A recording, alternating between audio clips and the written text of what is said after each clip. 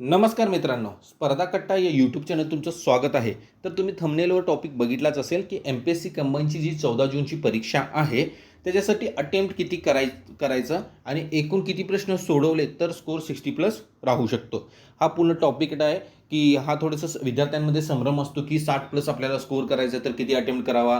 काही जणांचं मत असतं की आपल्याला अटेम्प्ट जास्त करायला नाही पाहिजे. एकेकांचं असं असतं की आपण अटेम्प्ट जास्त केलं की स्कोर वाढेल. परंतु हे समजून घ्या की कंबाईनची जी MPSC कंबाईन ग्रुप बीची जी परीक्षा असते ती निगेटिव्ह मार्किंग असते ह्याला. तर आपल्याला अटेम्प्ट करताना फुल आपल्याला म्हणजे जो प्रश्न आहे त्याचं उत्तर आपल्याला माहीत असेल, चांगल्या प्रकारे आपल्याला पूर्ण गॅरंटी असेल की बाबा हे क्वेश्चनचं उत्तर हेच येईल, तर आपण अटेम्प्ट हा कमीत कमी करू शकतो. परंतु विद्यार्थ्यांचं कसं असतं, थोडासा संभ्रम असतो. तर आपण इलिमिनेशन मेथडनं भरपूर क्वेश्चन सॉल्व्ह करत असतो की A B C D त्यातील आपल्याला असं वाटत असतं की C बी येऊ शकतं किंवा A बी येऊ शकतं. तर आपण तेव्हा इलिमिनेशन पद्धत वापरत असतो. तर ते थोडेसे जे क्वेश्चन्स असतात इलिमिनेशन पद्धतीनं आपण जे सोडवत असतो त्या क्वेश्चनमधून आपले कधी कधी मार्क्स निगेटिव्हमध्ये पिन जातात. निगेटिव्ह मार्किंगमुळे आपल्याला तो क्वेश्चन चुकू शकतो. तर अटेम्प्ट किती करावा आणि एक प्रकारे सेफ अटेम्प्ट किती असू शकतो ह्या रिलेटेड मी या व्हिडिओमध्ये बोलणार आहे. तर हा व्हिडिओ पूर्ण बघा, अजिबात स्किप करू नका. डिटेल माहिती या व्हिडिओमध्ये तुम्हाला मिळणार आहे. तर तुम्ही पाहू शकता निगेटिव्ह मार्किंग आहे कंबाईन ग्रुप बीची जी पूर्वपरीक्षा आहे 2026ची, त्याला निगेटिव्ह मार्किंग असतं. कंबाईनच्या MPSCच्या परीक्षेला निगेटिव्ह मार्किंग असतं कंबाईन ग्रुप BC आणि राज्यसेवेलाही. तर अटेम्प्ट किती करावा, तर जो साधारणपणे तुम्ही आतापर्यंत जो अनालिसिस केला असेल त्यामध्ये तुम्हाला कळलं असेल की जो कट ऑफ असतो तो 2-3 गोष्टींवर अवलंबून असतो. फर्स्ट जी गोष्ट आहे ती व्हेकन्सी, किती व्हेकन्सी आहेत. सेकंड जी गोष्ट आहे ती आहे की किती जणांनी फॉर्म भरला आणि जे सर्वात महत्त्वाची गोष्ट आहे ते आहे लेवल ऑफ एक्झाम, परीक्षेची लेवल काय होती. समजा परीक्षेची लेवल एकदम डिफिकल्ट पेपर असेल तर कट ऑफ कमी येऊ शकतो आणि एकदम सोपा पेपर असेल तर कट ऑफ वाढू शकतो.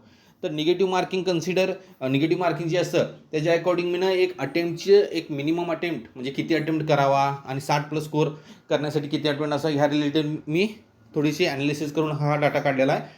तर जर तुमची ॲक्युरसी 85 ते 90% असेल तर 70 अटेम्प्ट जरी केला तरी तुमचं 60 ते 63च्या आसपास स्कोर येऊ शकतो. 75 अटेम्प्ट केला तर 65 ते 68+ मार्क्स येऊ शकतात. जर ॲक्युरसी थोडी कमी असेल, 80 ते 85% आसपास ॲक्युरसी असेल तर 75 अटेम्प्ट केला तर 60 ते 65च्या आसपास मार्क्स येऊ शकतात आणि 80 अटेम्प्ट केला तर 65 ते 70च्या आसपास मार्क्स येऊ शकतात. हे 60+ मार्क्ससाठी आहे. जर म्हणजे थोड्या पोस्टला जो स्कोर लागत असतो, कट ऑफ जो लागत असतो तो थोडा कमी लागत असतो आणि बाकीच्या पोस्टला कट ऑफ हाय लागत असतो. म्हणून मी 60+ पकडलेले आहेत. तर 60+साठी तुम्हाला 70+ अटेम्प्ट करावा लागेल.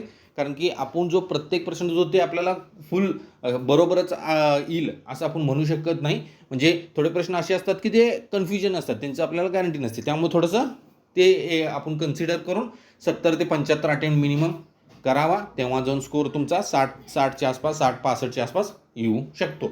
आणि 80+ 90+ अटेम्प्ट केला तर आपला स्कोर जास्त असतो हे असं नसतं, कारण की निगेटिव्ह मार्किंग असल्यामुळं स्कोर त्यामुळं निगेटिव्हमध्ये जातो. तर अटेम्प्ट हा तुम्हाला जर प्रश्नाचं उत्तर गॅरंटेड माहीतच असेल तर तेव्हा अटेम्प्ट थोडासा कमी करू शकता तुम्ही, 70-75 करू शकता. अशा प्रकारची पूर्ण माहिती आहे, पूर्ण डिटेल तुम्हाला माहिती सांगितली की किती अटेम्प्ट करायला पाहिजेत 60+ स्कोरसाठी. तर पूर्ण डिटेल माहिती तुम्हाला या व्हिडिओमध्ये सांगितलेलं आहे. Thank you for watching my video. Please like, comment and subscribe my channel.